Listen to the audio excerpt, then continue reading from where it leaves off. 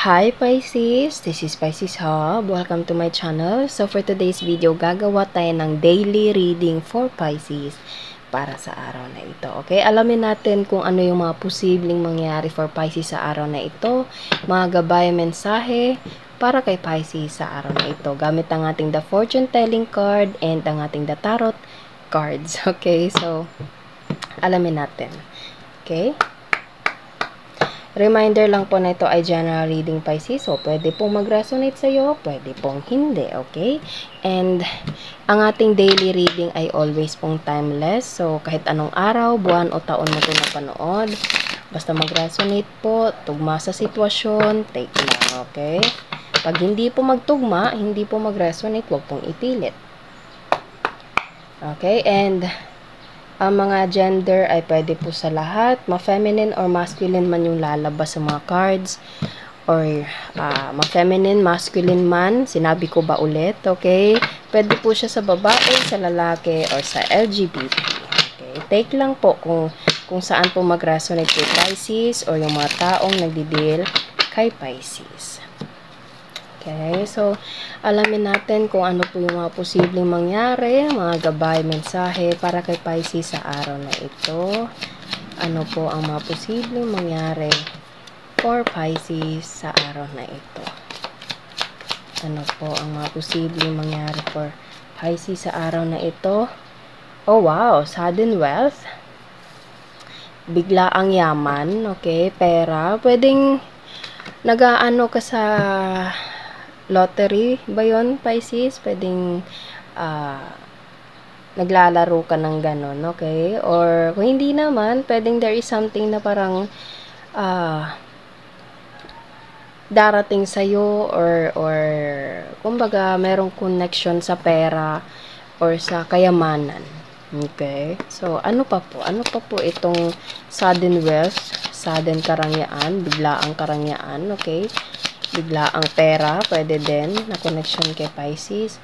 And toil and labor. Okay, so medyo ironic itong dalawang to. Ang isa is kayamanan, ang isa is parang hirap sa trabaho or something na parang medyo hirap. Okay? So nakikita nyo, nagtatrabaho ng maayos, medyo alam mo yun, hindi siya masaya sa trabaho niya, Pisces. Okay, pwedeng ganito yon. And merong bigla ang kayamanan, pera, opportunity, offer, swerte na darating sa iyo na pwedeng makakatulong, pwedeng patanggal sa dito sa toil and labor na nandito. Okay? So there's something about financial upgrade, financial gain for you, Pisces. Okay, so ano pa po? Ano pa po ang connection itong sudden wealth na ito?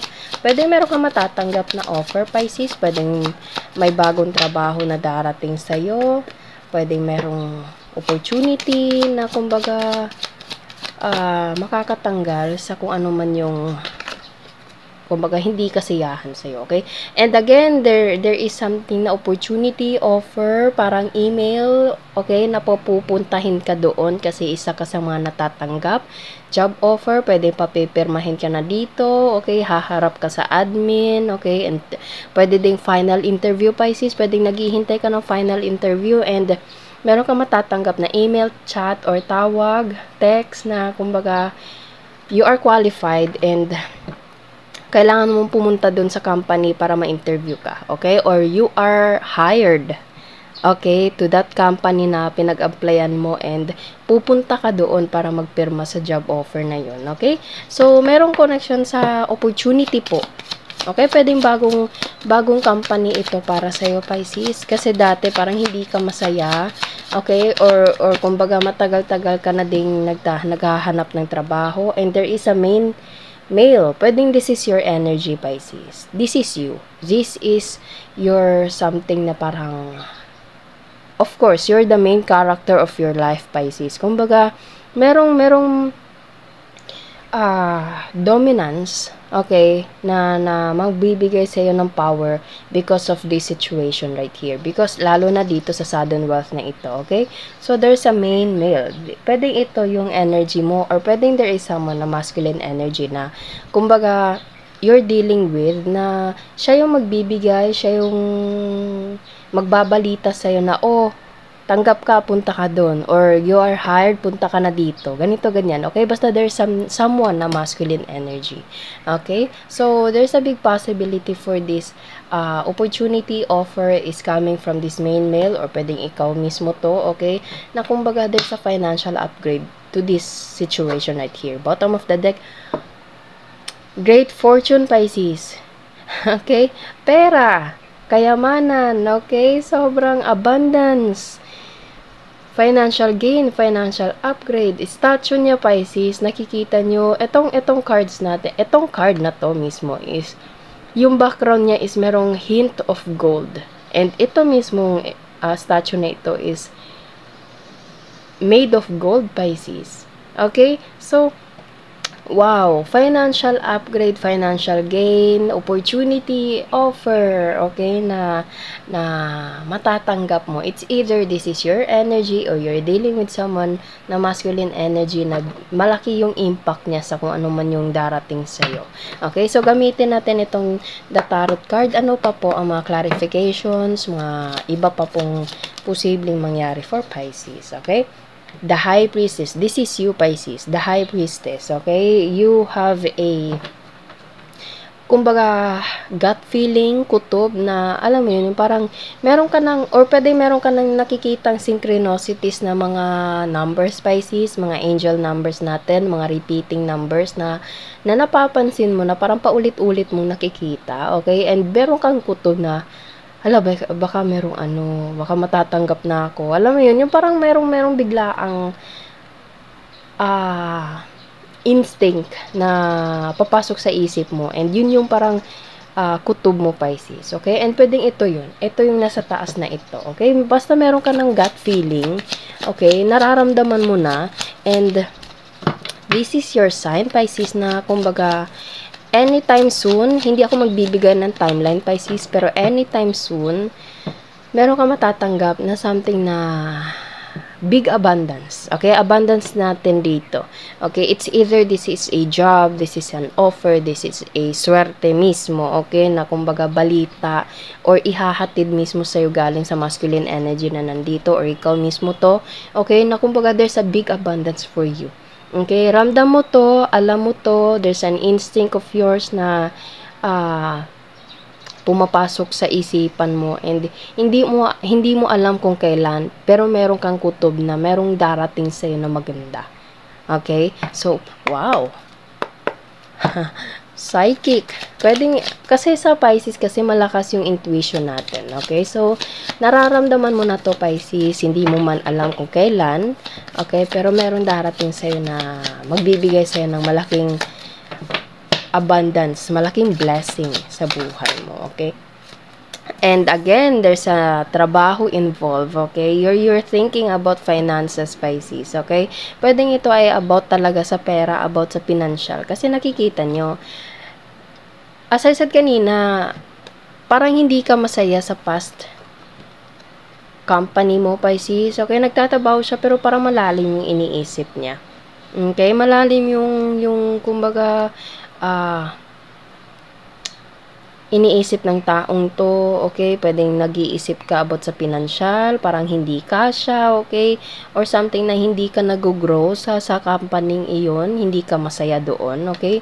So, you're thinking about something, Pisces, and pwedeng it's either you're applying to another company or pwedeng there's an offer for you na kumbaga malaki siya, malaki yung opportunity na iyon. Okay? Kumbaga, pwedeng you're working in a certain company right now and pwedeng merong tatawag sa'yo or there is someone na kumbaga biglang magre-reach out sa'yo na gusto mo ba ng ganitong trabaho, gusto mo ba ng ganito kasi meron akong ibibigay sa'yo, ganito, ganyan. Okay? So, pwede pong ganun. Okay? Basta there's a big abundance, big blessing for you to come, Pisces. Okay? So, ano pa po? Ano pa ang message niyo po for Pisces sa araw na ito? Ano pa po ang message niyo po for Pisces sa araw na ito? Ayun. Wish fulfillment, Pisces. This is what you want. Okay? Matagal mo tong gusto. Okay? As I said kanina, ikakasaya mo ito. Okay? Kasi nakikita nyo, sa dalawang cards na nandito, ito medyo, alam mo yan, kita nyo, medyo malungkot yung mukha niya. Okay? Medyo, alam mo yun, nakatitig siya sa mga pinagtrabahuan niya, pero yung mukha niya, Pisces, medyo naka-downwards yung lips niya. So, hindi siya masaya. Okay? Hindi kagaya nito. Yan. Masaya siya. Okay? He is so proud. And marami yung cups. And yung cups naman, Pisces, is all about emotions. Okay? So, it's either this is your happiness or this is love. Okay? Or whatever it is. Kitang-kita nyo. Masaya siya. Okay? Naka-upwards yung lips niya. So, it means he or she's happy. Sobrang ibang-iba tong dalawang to. Pero, yun nga, merong darating sa'yo, Pisces, na ikakasaya mo. Okay? Magbe-benefit ka ng sobra dito. I don't know kung kailan, hindi ko po sasabihin kasi iba-iba po yung sitwasyon nyo po, Pisces. Basta merong darating sa inyo na ikakasaya nyo. Okay? Ikaw yung isa or ikaw yung main character dito na you are destined to receive this kind of offer. And, pwede meron itong connection sa traveling. Pwede meron itong connection or pwedeng kailangan mo pumunta, mag-travel, mag-commute, okay? Or something na, basta merong movement na connection sa kung ano man ito. Kasi the chart is all about traveling, okay? It's either local travel or abroad travel, whatever it is, basta travel. Okay? Or movement, car, train, bus, barko, or mismong airplane. Kasi nakikita nyo, merong parang karwahe ba yon? Tama ba yung word ko? Para siyang, sa modern days, car, okay? Or sasakyan, okay? Or aeroplane, or whatever it is. Basta merong travel, transportation na kailangan mong i-take para pumunta dito. Okay? So, wow! There's a traveling, Pisces, para makuha, para puntahan itong, kung ano man itong big abundance na ito. Okay, bottom of the deck. Wow! 9 of Pentacles, Pisces. Wow! Kitang-kita nyo, hindi ko na siya kailangan pang i-explain. Almost the same energy, the same ambience. Okay, kitang-kita nyo, Pisces. Wow, hindi ko na to kailangan explain. Tingnan nyo mismo. Ayan, tingnan nyo mismo yung card na yan. Ang daming coins, ang daming pera. Okay? So, this reading right now is all about money. It's all about blessing. It's all about financial gain. Okay? Wow, sobrang swerte mo, Pisces. Wow, congratulations kung ano man ito. Okay? Claim this energy. Sobrang ganda. Sobrang punong-puno ng blessing, punong-puno ng abundance. Okay? Kung ano man yung pinoproblema mong pera, meron darating sa'yo na ikakasaya mo. Okay? Pwedeng galing ito kay main male or pwedeng ikaw to mismo and pwedeng ganito, meron kang pupuntahan, kailangan mo mag-travel or there is someone na mag-travel towards you or whatever it is. Na kumbaga merong blessing, there's a big abundance, sudden wealth, great fortune na darating sa'yo. Okay? So, kuha tayo ng mga initials, random words, kung sino or ano po yung mga konektado sa reading ni Pisces sa araw na ito. Okay, so, congratulations, Pisces, kung ano man ito. Okay, pwedeng ito ay, bigla ko na naririnig yung word na visa. Pwede pong ganun. Okay? Ayan, so, meron tayo dito, maliit ang ilong, mapagbigay, motor, pwedeng ito yon, motor, kamag-anak, panaginip, dagat, pwede din pong sa dagat, masipag, yes, letter E, company, okay, airplane, ayun, meron tayo ditong motor, meron tayo ditong airplane, chat, text, or tawag, sinabi ko kanina, meron kang matatanggap na mensahe. Okay. Letter G, meron tayo ditong G. G, E.